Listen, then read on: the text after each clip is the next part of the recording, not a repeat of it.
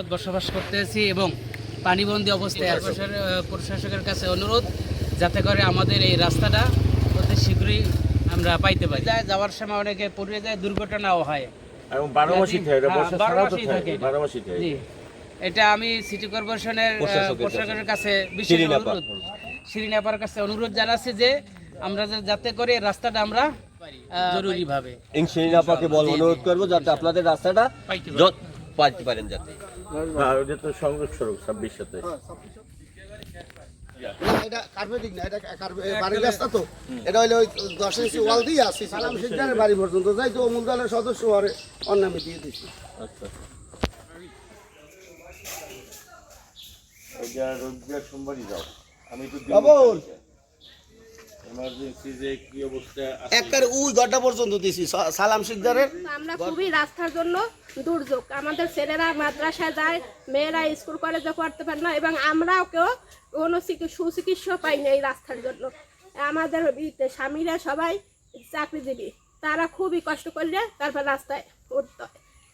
আমাদের রাস্তাটা যদি হয় এই জন্য আমরা সবাই একেবারে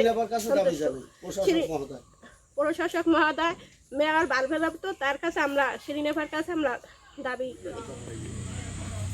থাকে না সিটির ভিতরে রাস্তা কি আইন ভাই সামনে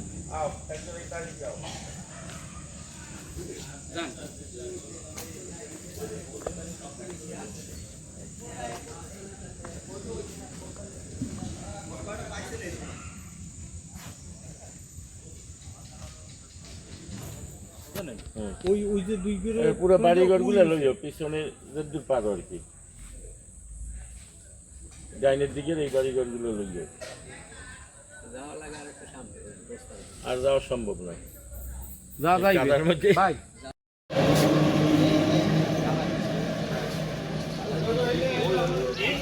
সড়ক এবং এই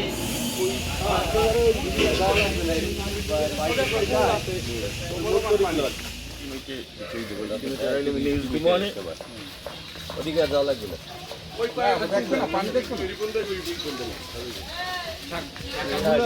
বিশাল রাস্তা।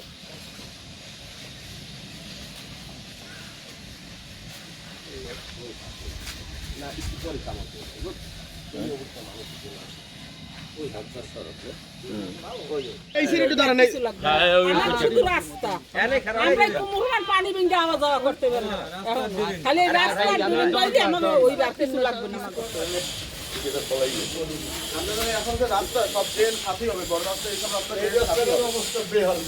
ওই কাজগুলো কি করবে? 27-এর মধ্যে সবচেয়ে এইটাই মনে হয় নাকি একটা কোমরমান